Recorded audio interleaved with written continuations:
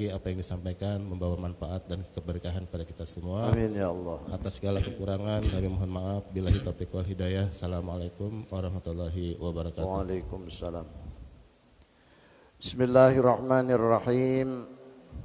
Assalamualaikum warahmatullahi wabarakatuh. Innal hamdalillahi rabbil alamin. Allahumma salli wa sallim wa barik ala sayyidina Muhammadin wa ala alihi wa ashabihi ajma'in. Qala Allah ta'ala fil Qur'anil azim wa huwa asdaqul qailin. Bismillahirrahmanirrahim. Allahul ladzi khalaqas samawati wal arda wa ma bainahuma ila akhiril ayat. Wa qala al-muallif rahimahullahu ta'ala wa nafa'na wa bi ulumihi fid darain ay ad-dunya wal akhirah amin ya rabbal alamin. Al-mukarram wal muhtaram, para ulama, para zu'ama dan guru-guru agama serta para habaib di lingkungan Masjid As-Samadiyah yang selalu dirahmati oleh Allah. Bapak Ibu, majelis salat subuh dan majelis ilmu pengetahuan yang berbahagia. Kembali kita sama-sama panjatkan puji syukur kehadirat Allah. Kemudian kita sempurnakan dengan sholawat kepada Rasulullah. Mudah-mudahan kita nanti dikumpulkan bersama Nabi di dalam surganya Allah. Amin ya rabbal alamin. Penyampaian singkat subuh ini melanjutkan apa yang sudah disampaikan pada pertemuan lalu, yaitu bicara tentang hukum akal. Dijelaskan di dalam kitab yang sederhana ini, hukum akal yaitu cahaya yang tertaruh di dalam hati orang beriman, lalu dengan cahaya itu dapat diketahui akan segala ilmu daruri, yaitu ilmu yang tidak berhajat kepada dalil. Kemudian dengan akalnya itu pula dia dapat mengetahui ilmu nadhari, yaitu ilmu yang berhajat kepada dalil.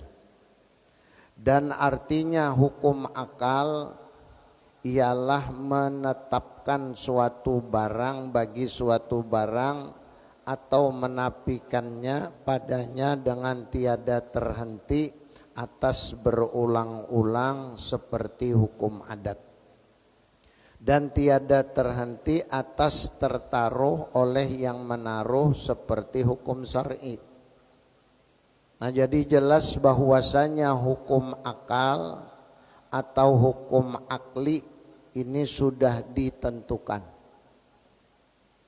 Landasannya, sumbernya dari akal pikiran. Nah, kalau dijelaskan yang namanya hukum akal ialah menetapkan satu barang bagi suatu barang. Menetapkan satu ketentuan dengan satu ketentuan yang lain. Ini ditetapkan hukumnya boleh dan ini tidak. Itu bisa kita cerna melalui akal. Nah, dengan akal itu pula manusia dapat memahami tentang ilmu daruri dan ilmu nadhari. Apa yang dimaksud dengan ilmu daruri sudah dijelaskan pada pertemuan lalu, ialah tiada berhajat kepada dalil. Satu ketentuan tapi tidak berhajat kepada dalil. Menetapkan satu hukum tapi tidak perlu dalil. Contoh, kalau kita memegang api itu hukumnya panas, secara akal sudah jelas, tidak perlu dalil. Ya. Kalau kita makan pasti kenyang. Habis minum hilang haus. Kalau kita memegang benda yang tajam bisa luka. Ini secara akal. Kalau ternyata ada yang menyalahi akal, ditolak oleh akal, di luar logika, itu ada 4 macam ya. Ada kalanya irhas, ada kalanya mukjizat, ada kalanya karomat, dan ada kalanya maunah. Ini semua dari Allah. Namun ada satu perkara yang di luar akal, ditolak oleh akal, nalar kita tidak mampu mencerna, bisa terjadi di luar akal. Apa namanya? Istidrat. Ada. Nah, sebelum kita bicara tentang 3 macam yang menentukan, 3 macam yang merupakan cabang daripada ilmu akal, kita pahami dulu ini supaya jangan terkecoh. Satu namanya irhas. Apa yang dimaksud dengan irhas? Tidak lain tidak bukan kejadian-kejadian di luar akal yang dialami oleh seorang nabi sebelum diangkat menjadi rasul. Nabi Muhammad sebelum diangkat menjadi rasul, ketika beliau masih kecil, itu banyak kejadian-kejadian aneh. Di antaranya setiap beliau berjalan, apabila menginjak bebatuan, meskipun batuan itu tajam, batu itu akan melebur jadi debu. Jadi kaki Rasulullah tidak pernah kesakitan.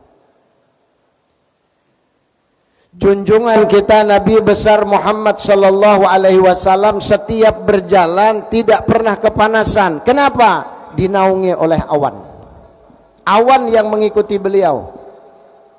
Bukan beliau mengikuti awan, awan yang selalu menaungi beliau atas izin Allah. Itu namanya irhas. Ya. Rasulullah kalau qada hajat, setiap beliau qada hajat tanah akan terbuka. Begitu udah selesai langsung ditelan oleh tanah. Begitu pula begitu kalau beliau buang air kecil, ya. Mun kita makin banyak makin becingkit kita berangkat. Mun kada santok. Rasulullah kada tunjam dimakan oleh bumi, ya. Itu irhas namanya. Nah, lalu terjadi pada saat beliau sudah diangkat menjadi rasul, ada hal yang menyalahi adat, namanya mukjizat. Ini ditolak akal, Pak. Kata Raja Habib bin Malik, wahai Muhammad, kalau engkau benar-benar seorang rasul, utusan Allah, coba tuh bulan yang di atas suruh turun mendekatimu.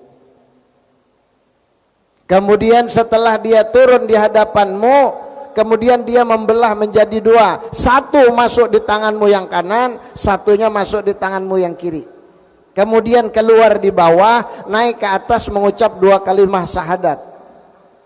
Kata Rasulullah, tunggu sebentar.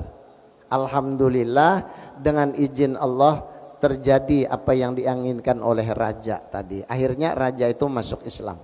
Ini mukjizat, Pak. Ya. Namun yang perlu kita garis bawahi, yang harus kita sadari, Rasulullah punya mukjizat terbesar dibanding mukjizat-mukjizat yang lain. Ya.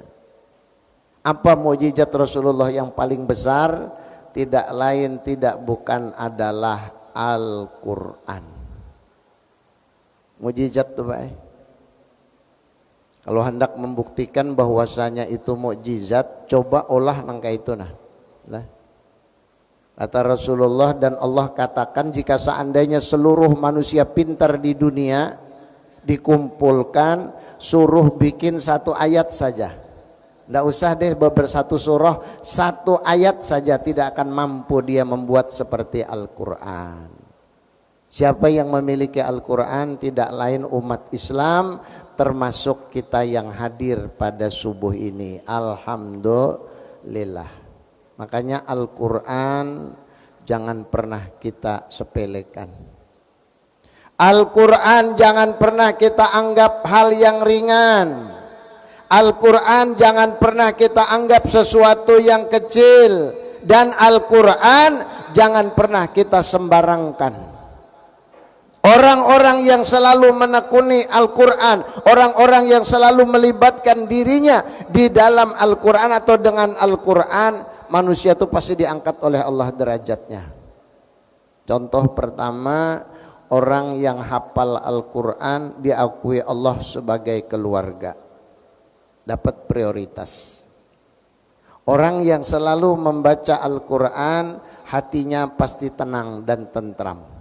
Ketika dia galau, ketika dia susah, ketika dia gelisah, coba baca Al-Quran.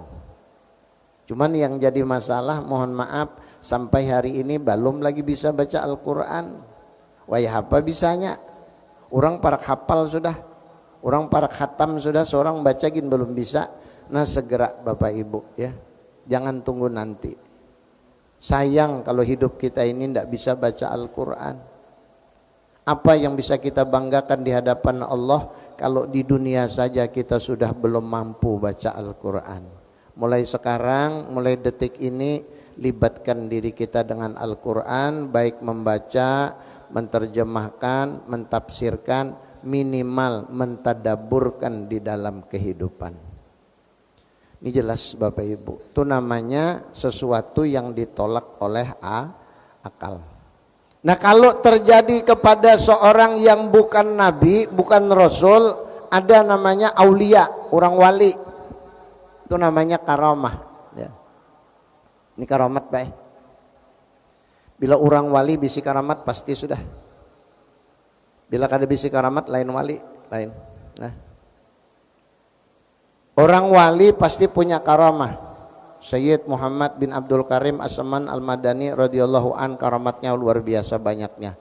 Syekh Abdul Qadir Al-Jailani karamatnya banyak, termasuk guru kita almarhum Abah Sukumpul, karamatnya orang banyak sekali. Karena itu beliau orang wali. Nah lalu ada lagi orang yang tidak sampai pada predikat wali, dia hanya alim. Itu namanya ma'unah ya. Ada hal yang menyalahi adat, sesuatu yang ditolak oleh akal, di luar nalar manusia, terjadi kepada seseorang. Kalau dia orang alim namanya ma'unah. Ma'unah lain, karamat lain. Nah yang terakhir, yang paling penting kita pahami, kita garis bawahi, adalah sesuatu yang ditolak oleh akal, di luar nalar, tapi terjadi kepada orang yang suka berbuat maksiat, namanya istidrat ya. Kita lihat di layar kaca, sering kita menyaksikan di media elektronik, di media massa, di media sosial, ada seseorang yang tidak pernah ibadah, ada seseorang yang selalu maksiat kepada Allah, ada seseorang yang selalu membangkang perintah Allah, namun ternyata dia memiliki sesuatu yang di luar akal. Ambil pisau, tusukannya aman, kata Bapak. Nah, bahasa Inggrisnya taguh. Taguh lawan benda tajam. Lain yang taguh di kiau tuh lain. Ini taguh lawan benda tajam ya. Ditusuk badannya enggak apa-apa, kulitnya enggak bisa ditembus oleh benda tajam, bahkan tidak tembus oleh peluru. Ada lagi yang tidak terbakar oleh api, dia tidak merasa panas dengan panasnya api. Ini di luar akal. Terjadi kepada seseorang yang tidak beriman kepada Allah, namanya istidrat. yang sering kita terkecoh, istidrat dijadikan karamat. Hati-hati nih Pak. Nah, hanya belilit bolang. Nah, hanya baju jubah. Kalau seandainya dia memiliki sesuatu yang ditolak oleh akal, sesuatu yang tidak diterima oleh akal, kadang-kadang orang terkecoh Pak. Contoh sederhana, mohon maaf, di India Selatan ada seseorang yang bernama Sri Begawan Satya Sai Baba. Sri Begawan Satya Sai Baba. Berani dia mengaku sebagai Tuhan. Ya. Yang saya baca, yang saya dengar di satu literatur, bahwasanya Sai Baba itu dia punya satu benda yang namanya batu, disebutnya linggam. Ya. Batu linggam dia itu kalau dia jar banjar dipusuh, kalau dia remas-remas tuh batu akan mengeluarkan tepung, Pak. Mengeluarkan tepung. Ya. Nah, tepung ini apabila dimakankan kepada orang yang sakit pasti sembuh. Itu hebatnya Pak. Setelah selesai dia mengobati orang dengan batu linggam, batu itu dia telan. Nanti kalau dia perlu dia keluarkan. Itu hebatnya Sai Baba. Banyak sekali pengikutnya, bahkan orang kita Indonesia pun banyak yang mengikuti dia. Bukunya pernah diterbitkan, sampai sekarang masih ada beredar, hati-hati ya, hati-hati. Cuman saya mendengar kabar Sai Baba sudah diambil Allah ruhnya, sudah meninggal dunia ya. Nah, ini satu contoh manusia yang punya istidrat tetapi dia mengaku itu karomah. Menang kayak di TV banyak kita melihat. Digoroknya lehernya kada mati lah, masukkannya ke dalam banyu sekian waktu kada mati. Hebatnya Bang, bantuan siapa? Pertama jin, kedua setan, laknatullah. Tapi kalau yang namanya irhas, namanya mukjizat, namanya karamah, namanya maunah, semua dari Allah. Ini bantuan Allah, dan yang itu tidak bisa dikehendaki dan tidak bisa sesuai kehendakannya, tidak bisa seketika ya. Itu namanya karomah dan maunah. Banyak lagi contoh-contoh yang lain. Yang penting kita harus paham bahwasanya akal dapat menentukan sesuatu, namun harus dipikirkan dulu ya. Kalau kira-kira menguntungkan kerjakan, kalau tidak menguntungkan lebih baik ditinggalkan, jangan diumpati. Jelas Bapak Ibu ya. Lanjut. Bermula tersimpun hukum akli di dalam 3 perkara di bawah ini. Pertama wajib, yang kedua mustahil, yang ketiga jais atau harus. Jadi pembagian hukum akal ada 3. Ada wajib, ada mustahil, ada harus. Apa yang dimaksud dengan wajib secara akli? Yaitu barang yang tak dapat pada akal tiadanya. Kada mungkin kadada lah, kada mungkin kadada, pasti ada. Contoh, karena kita bicara tentang keberadaan Allah, maka kembali kepada Allah. Kalau kita ditanya secara akal, mampu ndak kita menyatakan bahwasanya Allah itu ada? Kira-kira mampu ndak Bapak Ibu? Berani ndak mengatakan bahwasanya Allah itu ada? Berani ya?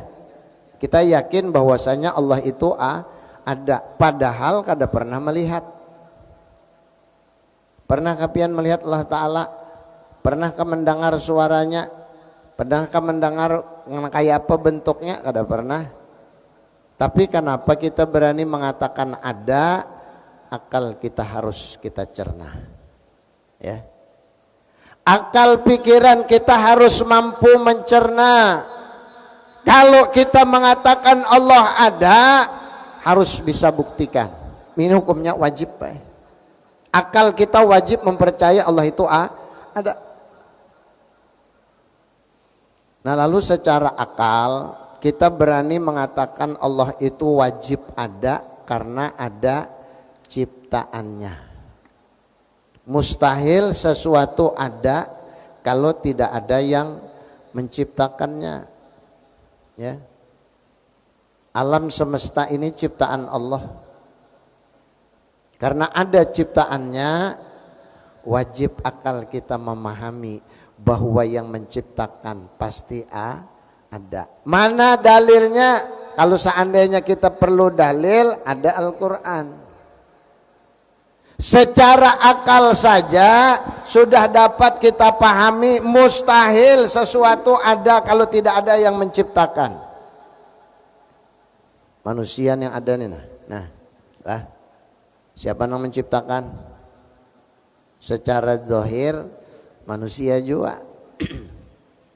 Secara hakikat baru Allah. Siapa yang menciptakan manusia yang ada? Abahnya lawan mamanya, Pak. Lah. Abah lawan mama, bapaan kasih den. Lah. Lalu bangkak. Parut mamanya 9 bulan lebih keluar ampih bangkak parut si den.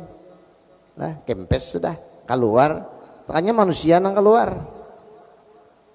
Zahir mengatakan yang menciptakan manusia juga. Makanya mustahil kalau manusia ada tanpa menciptakan. Wajib kita percaya bahwasanya adanya manusia karena ada manusia yang lain. Kada mungkin ada anak pun kada ada mama lawan abah. Logika, Pak. Tapi jangan salah loh ya. Ada satu manusia yang diciptakan oleh Allah ada di dunia tanpa memiliki bapak. Bisa hamil tanpa disentuh oleh laki-laki karena izin Allah. Siapa? Nabiullah Isa alaihissalam yang dilahirkan oleh Siti Maryam. Ya. Hana waladat Maryam. Wa Maryam waladat Isa. Ukhrud ya ayuhal walad mim butuni ummahatikum la ta'lamuna syai'a. Itu bacaan pelunsur beranak. Tiupakan ke banyu piana bacakan Hana waladat Maryam wa Maryam waladat Isa ukhrud ya ayuhal walad mim butuni ummahatikum la ta'lamuna syai'a. Pus tiupakan. Kinu makan. Insyaallah, Pak. Apa artinya Hana waladat Maryam? Hana adalah ibunya Siti Maryam. Dan Siti Maryam melahirkan Nabiullah Isa. Ukhrud ya ayuhal walad, keluar oleh kamu wahai anak yang ada di dalam perut. Ta'lam wala ta'lamuna syai'a, tidak ada satupun yang tahu. Kayak apakah caranya? Penting keluar. Itu pelungsur beranak. Nah. Ulun mengambil itu ijazah lawan guru ulun, marina ulun seorang guru Haji Muhammad Jarkasi Nasri. Ada lagi pelungsur beranak nang diberi oleh Habib Abu Bakar Besirih, langsung lawan Siden. Habib Abu Bakar. Ujar Siden, pelungsur beranak tuh nyaman. Sangkalang, sangkaling, tempurung, bulu-bulu. Biar tahalang, biar tapaling, 7 lurung masuk dahulu. Nah, pian pantun aja tapi mujarab buktiakan pian sangkalang, sangkaling, tempurung, bulu-bulu, biar tahalang, biar tapaling, 7 lurung masuk dahulu. Ku ijazahkan jasidin qabil tu minaka. Ulun terima ijazahnya biblah, mudah-mudahan manfaat terbukti, Pak. Nah lalu jar Habib Ismail nang sekarang jadi wakil gubernur Kalimantan Tengah. Habib Ismail dulu waktu di Bengalon ulun terdapat Bib pelungsur beranak nang bagus napa Bib? Ujar Sidin sebuting guru nang paling bagus. Napa Bib? Bismillahirrahmanirrahim naja Sidin bukana. Bismillahirrahmanirrahim hintalo pustiopakan Sidin. Kenapa Bib jadi hintalo? Pikirakan baik guru pikirakan baik-baik. Hintalu tuh nak keluar siapa nang menunjul. Hintalo tuh nya keluar kadada, kalau pang ayamnya kesakitan kada, kalau pang ayamnya berkuciak kada, imbah tuntung hanyarnya berkuciak, mengatakan aku sudah tuntung behintalo, katakok dia nyata sudah tuntung behintalo lah. Ambil pian ulun ijazahkan berataan lon pian lah. Bismillahirrahmanirrahim hintalo tiupakan ke banyo tiup bismillah tuh pelongsor beranak wae.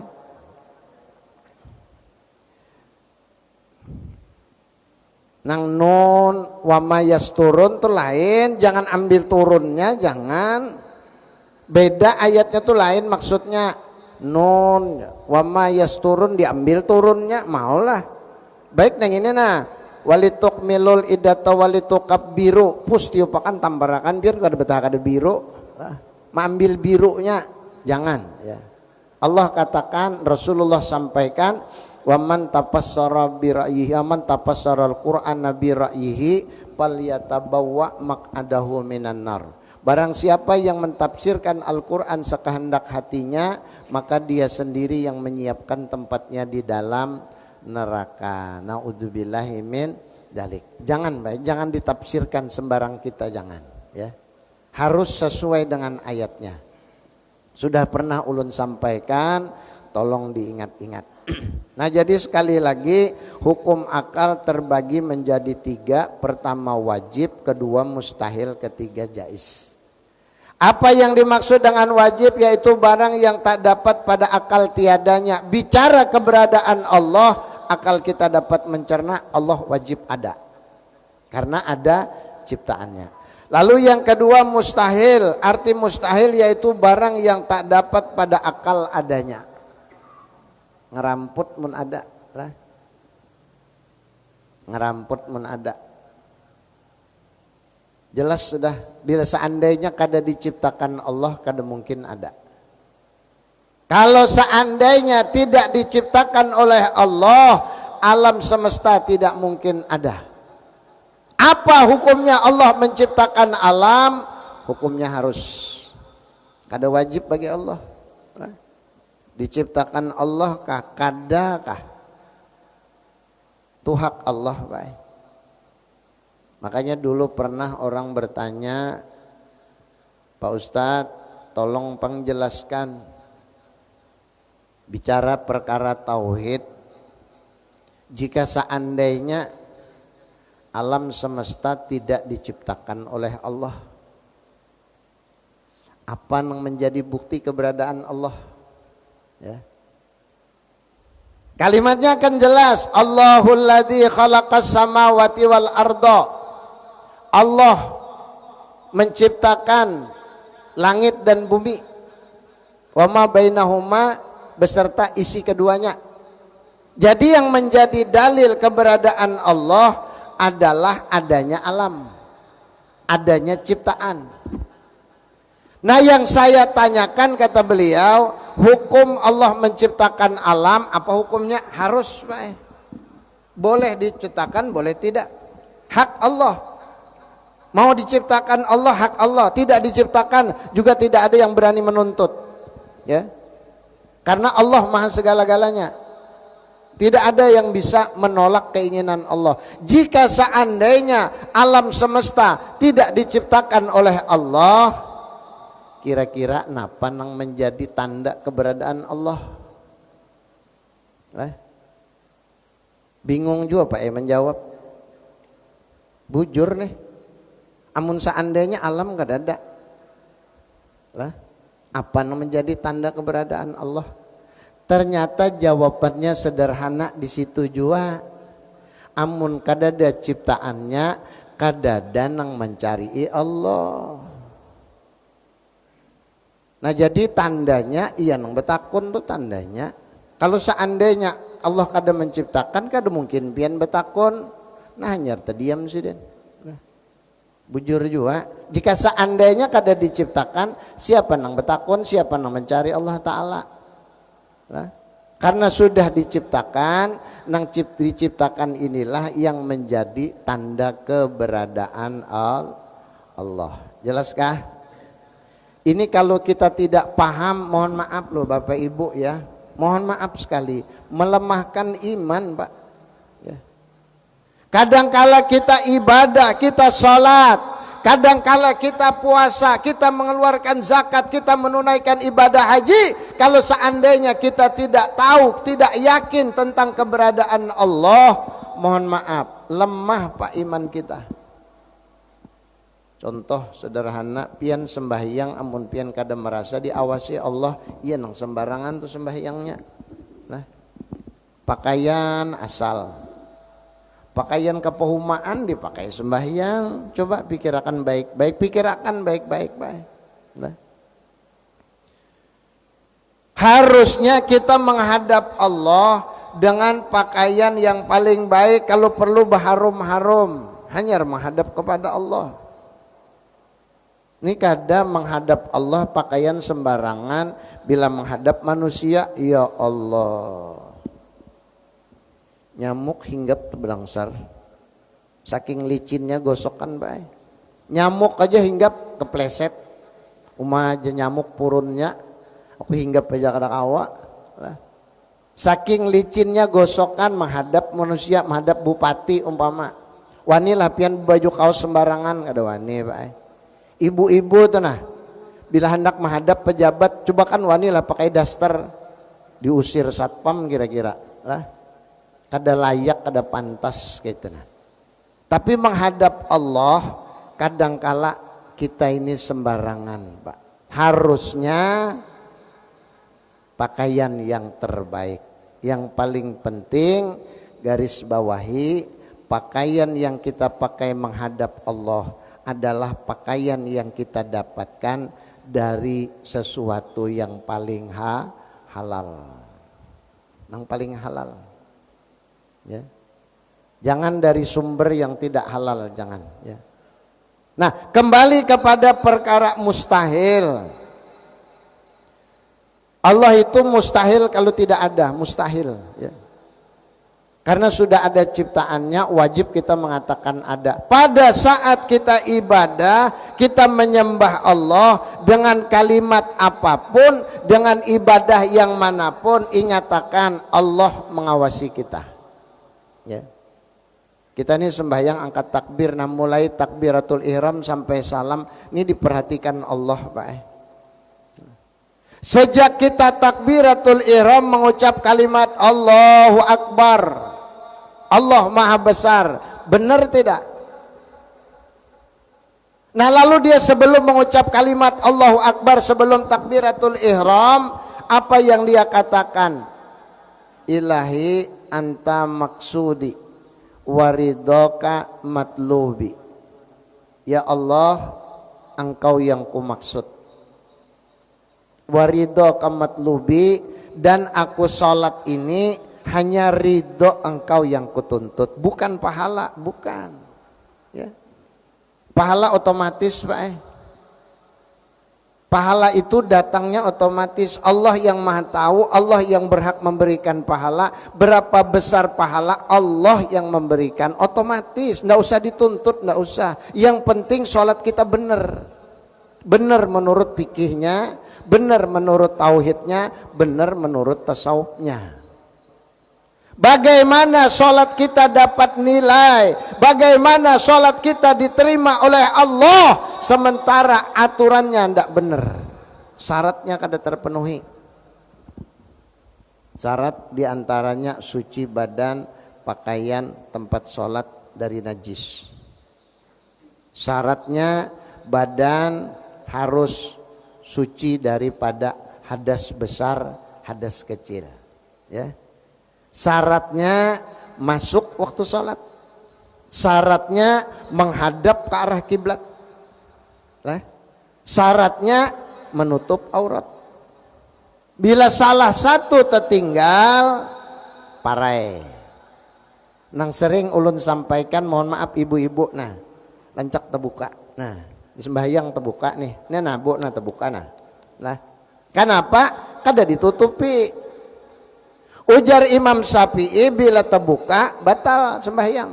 Nah, orang bahari dalas baulah diandaki orang apa namanya itu polkeras, betali, besangkut supaya ini tertutup rapi. Coba lihat ibu-ibu sekarang, apalagi kan kita sekarang, perhatikan sembahyangnya.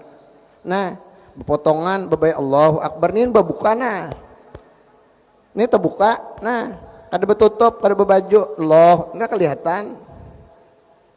Napa kabar? Kalau terbuka aurat kada memenuhi syarat. Bila kada memenuhi syarat, parai sembahyang. Jangan mengharap pahala, diterima aja belum tentu lah. Nah, jadi yang namanya kita ibadah ada aturan. Allah memperhatikan, ya. Sejak kita takbiratul ihram sampai salam, Allah perhatikan perjalanan sholat kita. Bagaimana Allah memperhatikannya? Kalau usah dipikirkan, tahambur otak mikirkan. Yang penting kita tahu Allah Ta'ala ada, Allah memperhatikan sholat kita. Supaya sholat kita diterima, perhatikan sebelumnya. Nah, masuk ke waktu sholat belumkah? Bila sudah masuk, iya tak? Sudah tertutup ke aurat belumkah? Bila sudah tertutup, iya sudah. Aurat laki-laki mana nih? Nah, pusat pak nah, sampai lutut. Tutupi, biar kada berbaju, soh sembahyang. Cuman adab kada bagus. Nah, sering ulun temukan ada orang laki-laki sembahyang pakai selawar lepis. Lah, mohon maaf, parut sidin ganal kayak orang betianan. Nah, lalu tak turun, pusat mencohong, baju kaos. Allahu Akbar, tak angkat kelihatan pusat. Nah, batal tak sembahyang, batal sembahyangnya. Lah, hati-hati. Ada juga nang berselawar nah di atas parak banalawan lintuhut. Coba pian sujud, perhatikan kelihatan lututnya. Bila kelihatan lututnya, batal sembahyang. Tak gunakan guru nang lain. Lah, hati-hati. Boleh kita angkat celana atau gamis atau apapun, jangan terlalu tinggi, terlalu cingkrang umpamanya. Nang boleh, ada hadisnya, buku lali dua mata kaki harus kelihatan, sunat. Kalau umpama kada kelihatan, kada apa-apa juga. Kita menghindari supaya lutut jangan sampai kelihatan, lalu kita panjangi, boleh lah. Kita buka dua mata kaki, kalau menurut ketentuan hadis, umpamanya hadisnya ada hukumnya sunat, kerjakan berpahala, tidak dikerjakan tidak berdosa. Jangan ribut lah. Berjanggut sunat hukumnya, bila ada jenggotnya, mun kada ada jenggotnya apa nang dipanjangkan. Itu gin diribut akan juga, kada maju-maju Islam mun ribut masalah khilafiyah, ya. Ada imamnya, ada penanggung jawab, tidak usah khawatir. Yang penting kita kerjakan sesuai aturan. Jelas Bapak Ibu ya. Nah, kembali kepada hukum akal, sekali lagi, pertama wajib akal kita harus memahami Allah Ta'ala wajib ada. Mustahil kalau tidak ada. Nah, yang ketiga harus, yakni harus, yaitu barang yang soh pada akal adanya dan tiadanya. Penciptaan alam hukumnya harus. Boleh diciptakan, boleh tidak, itu hak Allah. Karena hukumnya harus saja ya. Sama halnya secara akal, kita ini hendak makan, hendak kada, harus saja itu. Harus saja. Kada wajib kada. Amunnya kau aja tahan menahan nih, harus sajanya makan. 3 kali sehari kah? Hendak 10 kali kah sehari, urusannya harus saja itu. Lah. Jadi kalau bisa diributkan. Kenapa jadinya kada makan? Ya harus saja hukumnya makan itu. Lah. Kada wajib kayak itu nah. Yang berikutnya hukum syar'i. Ya ini penting Bapak Ibu. Artinya hukum syar'i yaitu peperintahan Allah, kalimatnya Sidin menulis peperintahan Allah. Ya. Peperintahan Allah Ta'ala dengan perbuatan mukallaf. Karena memberatkan perintah itu, maka dikata ini khitab taklifi. Masya Allah, habis waktu. Ya, hukum syar'i ialah perintah Allah Ta'ala dengan perbuatan mukallaf. Karena memberatkan perintah itu, maka dikata ini khitab taklifi. Ulun sedikit bicara khitab taklifi melebihi waktu yang ada ya. Setelah ini kita tanya jawab sempatnya. Khitab taklifi itu sasaran Pak. Khitab itu tujuan ya. Kalau sudah kita ini menjadi sasaran hukum, hati-hati. Karena kita ini jadi khitab taklifi, namanya khitab taklifi, maksudnya sasaran hukum syara' adalah orang-orang yang sudah mukallaf. Itu namanya khitab taklifi. Sasaran hukum syar'i, tujuan hukum syara', hukum yang dibentuk dan disampaikan sudah ditulis oleh Allah dan Rasul, ditentukan oleh Allah dan Rasul, terletak di dalam Al-Quran dan hadis, namanya hukum syara'. Apa maksud hukum syara' dan apa tujuan hukum syara' adalah khitab taklifi. Hati-hati ini ya. Pian perhatikan baik-baik. Maksudnya khitab ini tujuan. Taklifi ini mukallaf. Apabila manusia sudah sampai pada usia mukallaf, sudah sampai pada usia balik, dia sudah dikhitab oleh syara'.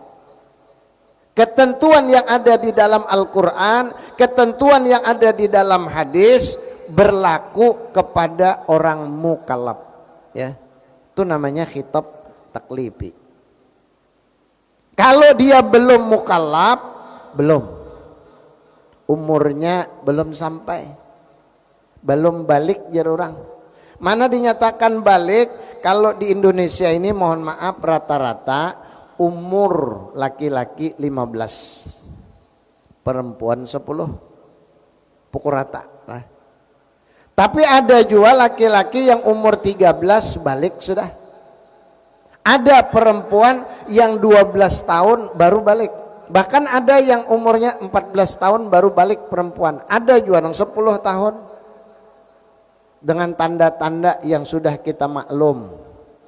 Ulun ingat ucapan Abah Guru. Ujar sidin nakai nangaran tanda laki-laki balik itu, bila sudah pernah tamimpi naiki nyior, keluar banyu nyior aja sidin. Mimpi menaiki nyior, keluar banyu nyior. Nah balik tuh sudah. Ya kebal, babal tahu balik sudah. Balik itu bila naiki nyior, keluar banyu nyior, mimpi basah. Lah, mimpi basah, ya toh. Bila laki-laki sudah pernah mengalami mimpi basah, keluar sperma, balik dah. Lah, balik sudah. Kada kalau lagi diparakakan lawan bibinian bahaya sudah ini. Nya sudah mulai bejambul. Mulai sudah pinandu lawan jenis balik toh. Hati-hati.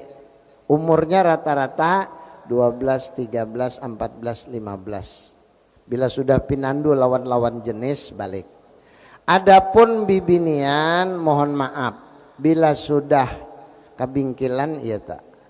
Lah, dari mana terbitnya itu? Semua dari buah khuldi. Semua dari buah khuldi. Laki-laki menjadi tanda balik nih hulkum Pak ya. Laki-laki kalau sudah keluar hulkum, nah suaranya berubah. Asalnya tenor jadi bass. Jadinya tak. Bila manusia itulah bila sudah mulai berubah keluar hulkum, nah berubah suaranya laki-laki itu balik sudah lah. Ini buah khuldi. Jadi hulkum pada saat Nabi Adam memakan dikacak oleh Jibril yang jadi buah hulkum. Itu ada riwayat menyebutkan. Adapun bini-bini, mohon maaf saya tidak bicara jorok ya. Siti Hawa tuh sempat menelan Pak. Siti Hawa sempat menelan buah khuldi, lalu merasa tidak ada masalah, lalu dia mengajak suaminya. Coba pian rasai, kada apa-apa, nyaman benar, alhamdulillah. Ujar Siti Hawa. Nabi Adam nangaran bini nang membawai, ngalih menolak Pak. Kayak itu kah? Amun bini itu membawai, ngalih pian menolak. Bujuran toh, amun orang lain membawai, mas kawan menolak, mun bini membawai ngalih menolak. Ujar Siti Hawa, coba ambil tuh buah. Ulun sudah memakan, nah ada apa-apa. Maka Nabi Adam tergoda oleh ajakan istri mengambil buah khuldi lalu memakan. Cup dikacaknya oleh malaikat Jibril, ini jadi buah hulkum. Tanda balik baik. Adapun Siti Hawa masuk sudah sampai di dada dikacak oleh Jibril. Iya nang jadi nang itu toh. Nah, bila sudah kebingkilan, bila sudah beganal nang itu balik tuh bini-bini. Hati-hati kegatalan sudah mulai kada kau diparakakan lagi lawan lalakian, bahaya tuh sudah pian lah. Nah, karena buah khuldi masuk ke dalam perut, itu nang jadi darah kotor, ya darah haid tuh jadinya. Makanya setiap bulan keluar tuh dari buah khuldi, Pak. Makanya bini-bini bila sudahnya kebingkilan, sudah mulai haid, menstruasi, berarti tandanya balik sudah. Tanda laki-laki ada, bini-bini ada. Di antara riwayat menyebutkan dari buah khuldi tadi. Masih banyak penjelasan tentang hal itu. Mun waktu juga yang membatasi kita, penjelasan singkat ulun cukupkan. Ulun kasih waktu mungkin 1-2 orang ada yang kepingin bertanya, dengan segala hormat ulun persilahkan. Silakan kalau ada yang mau tanya.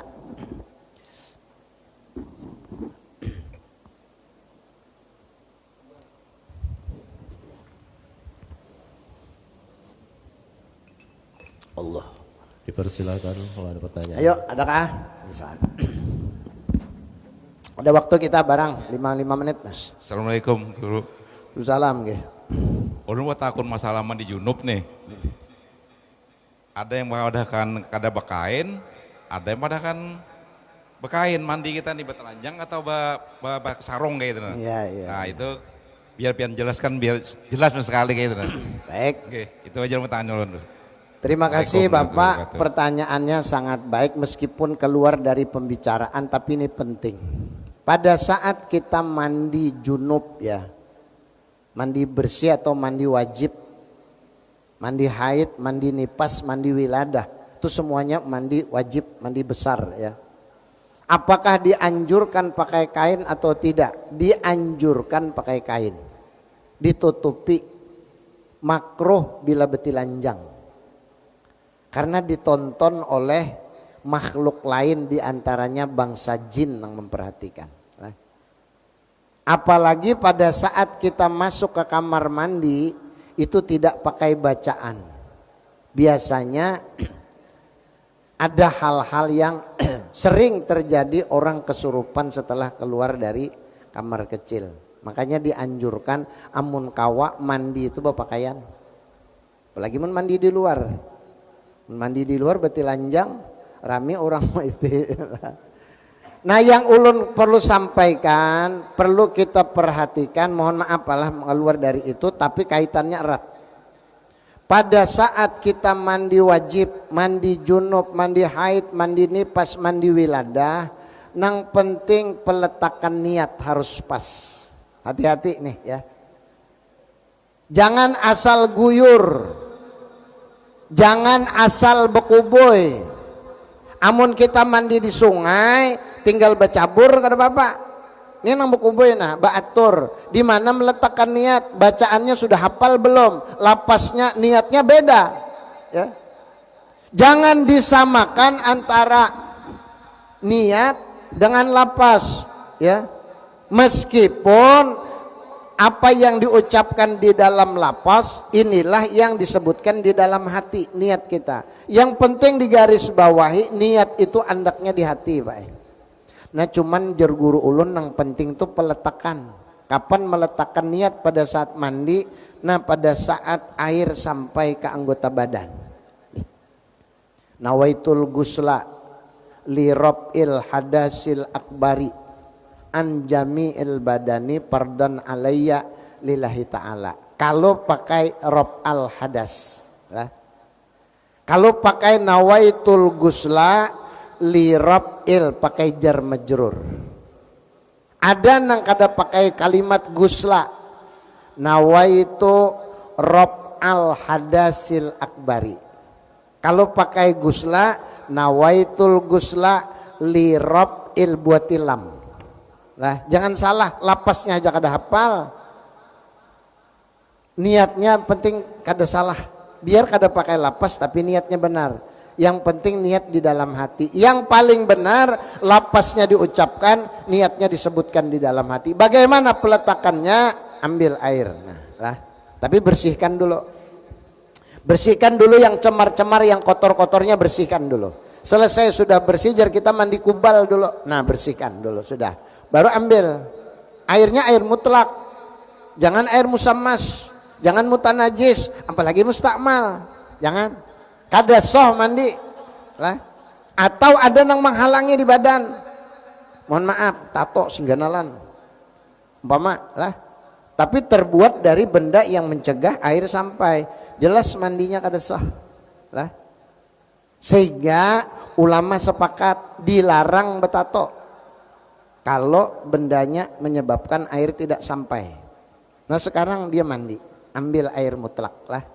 Kita anggap memenuhi syarat sudah mutlak. Nah, angkat.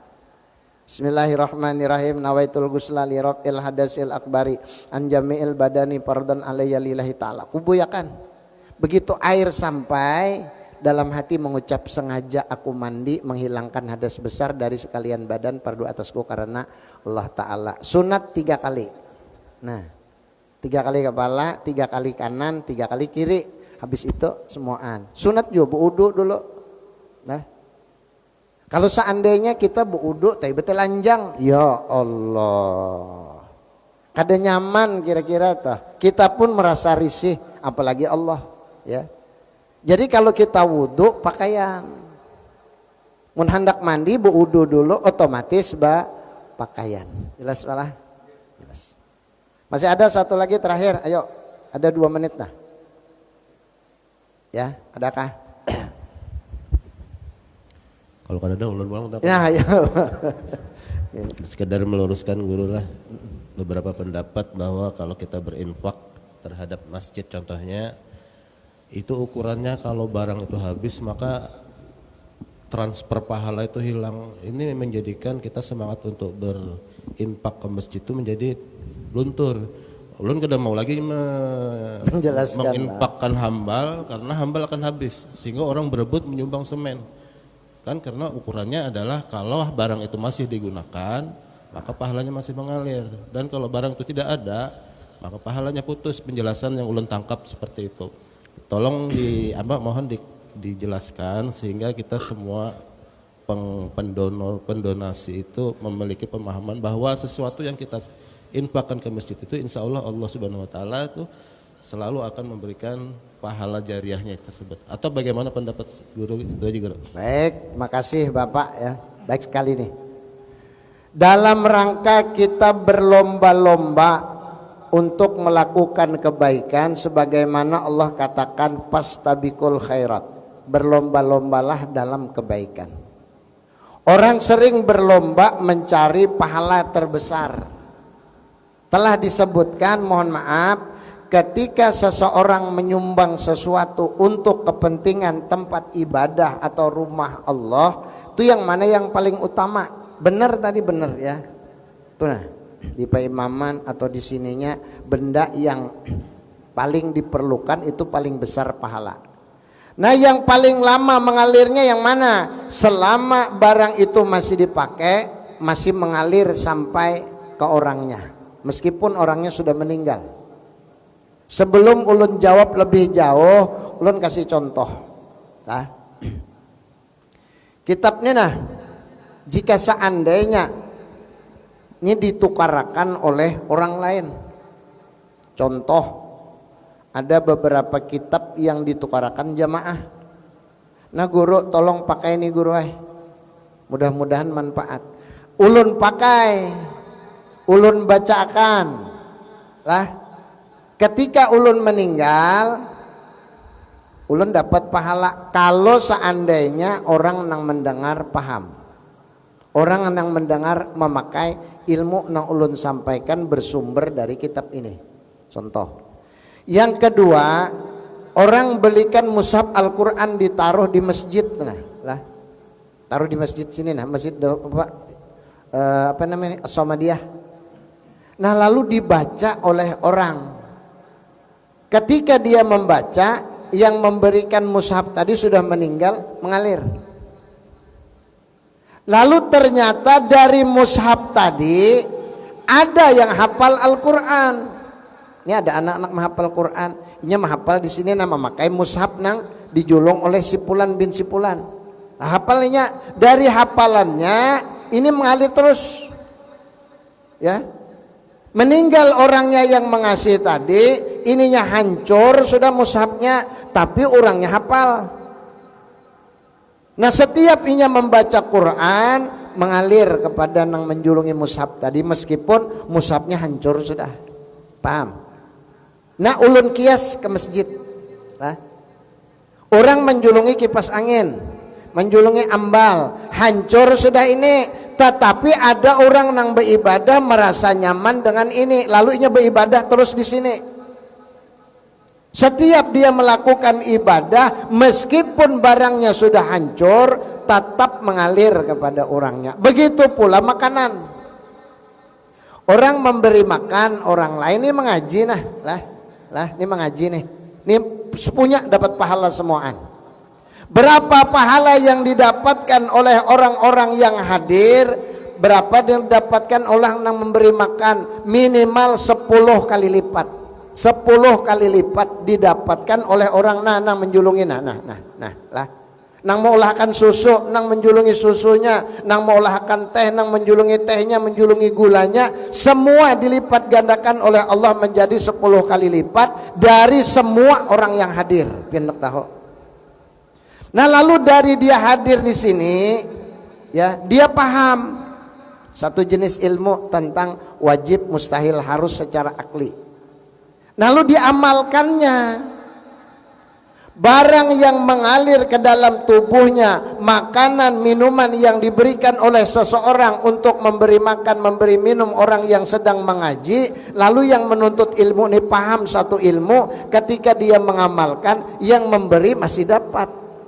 Jadi jangan sakit hati pian. Apalagi nang menjulung duit, nah maginnya tuh macam-macam manfaatnya umum. Beda kisah julung ke wadah panitia, tukarakannya barang nang lain tuh beda. Tapi kalau peruntukannya di sini semua untuk pengajian, insya Allah, ya. Mohon maaf, ada nang kada mampu menyumbang apapun. Hendak memberi makan kada ada barang nang dijulung, hendak memberi minum kada ada barang nang dijulung, hendak menyumbang ke masjid belum ada barang nang dijulung, barang bantu aja, ya. Dengan sampai bantu dengan tenaga, dengan pikiran, insya Allah. Apalagi beliau nang mengurusi, jangan pian ragu lagi, jangan lah. Nang mengurusi rumah Allah pasti diperhatikan Allah. Bukan perkara gampang Bapak Ibu, mengurus masjid itu bukan perkara gampang lah. Ulun pernah mengurus beberapa tahun, kada nyaman bae. No, telinga mendengar macam-macam. Sedikit bilanya ada salah sedikit aja nak sudah disemprot orang. Sabar itu aja. Bila kada sabar mengurus masjid kada kawa bae, bujuran tak lah. Ya Allah Ta'ala aja nang tahu, selama kita benar aja insya Allah mengalir terus kepada orang nang menyumbang. Banyak orang menyumbang kalau kada ada nang urus, napa kabar? Kada jadi juga. Ini ada nah hendak buka pengajian, kalau kada ada nang menyampaikan ilmunya kada kawai juga. Ada nah hendak menyampaikan gurunya cungkung sorangan, nang datang kada rami juga. Jadi semuaan terlibat. Orang yang menyebabkan sehingga terjadinya satu tempat ibadah, orang yang menyebabkan sehingga terjadinya satu ibadah, dia mendapatkan pahala terlebih dahulu. Alhamdulillah. Jelas malah. Masih banyak hal yang perlu disampaikan karena waktu juga kita belum sholat isyraq. Mudah-mudahan penyampaian singkat jadi manfaat. Jika terdapat hal yang kurang berkenan, ulun pribadi minta ampun, minta maaf. Kemudian teriring ucapan terima kasih atas kehadiran Bapak Ibu. Alhamdulillah, saya bangga Bapak Ibu ya. Setiap hari, setiap minggu, setiap bulan selalu meningkat ya. Alhamdulillah kita melihat jamaahnya antusiasnya semakin tinggi, mudah-mudahan semakin besar pula manfaat yang kita dapat, dan mudah-mudahan kita semua terhindar dari berbagai macam mara bahaya, kita terhindar dari bala bencana, mudah-mudahan kita terhindar dari sesuatu yang tidak kita inginkan. Dan kita berharap dengan hadirnya di majelis ilmu seperti ini, nantinya kita dikumpulkan bersama Nabi di dalam surganya Allah. Amin ya rabbal alamin. Bisirin Nabi wa alin Nabi wa bisiril Fatihah bil qabul. A'udzubillahi minasyaitonir rajim. Bismillahirrahmanirrahim. Alhamdulillahirabbil alamin arrahmanir rahim maliki yaumiddin iyyaka na'budu wa iyyaka nasta'in ihdinas siratal mustaqim siratal ladzina an'amta 'alaihim ghairil maghdubi 'alaihim waladdallin. Amin ya rabbal alamin. Bismillahirrahmanirrahim. Alhamdulillahi rabbil alamin. Salatu wassalamu ala asrafil anbiya'i wal mursalin sayyidina wa nabiyina wa maulana Muhammad wa ala alihi wa ashabihi ajma'in. Allahumma rabbana zidna ilma wa wasilana arzaqana wa barik lana fima razaqtana waj'alna ya Allah min ibadika salihin waj'alna ya Allah min ibadika rasyidin birahmatika ya arhamar rahimin. Wa sallallahu ala sayyidina Muhammad wa ala alihi wa sahbihi ajma'in bi fadli subhana rabbika rabbil izzati amma yasifun wa salamun alal mursalin walhamdulillahi rabbil alamin. Taqabbalallahu minkum. Demikian, sekali lagi salah hilap ulun minta ampun, minta maaf. Akhirul kalam billahi taufik wal hidayah, ridha wal inayah. Wassalamualaikum warahmatullahi wabarakatuh. Waalaikumsalam. Allahumma sholli ala Muhammad. Sallallahu alaihi. Sekali lagi kami mengundang kepada seluruh jamaah dan masyarakat sekitar untuk hari Rabu malam Kamis acara peringatan Isra Mi'raj di Masjid As-Samadiyah dengan penceramah insyaallah Habib Muhammad bin Muhdar. Kami tunggu kehadiran bapak-bapak, ibu-ibu untuk menghadiri acara Isra Mi'raj tersebut. Terima kasih.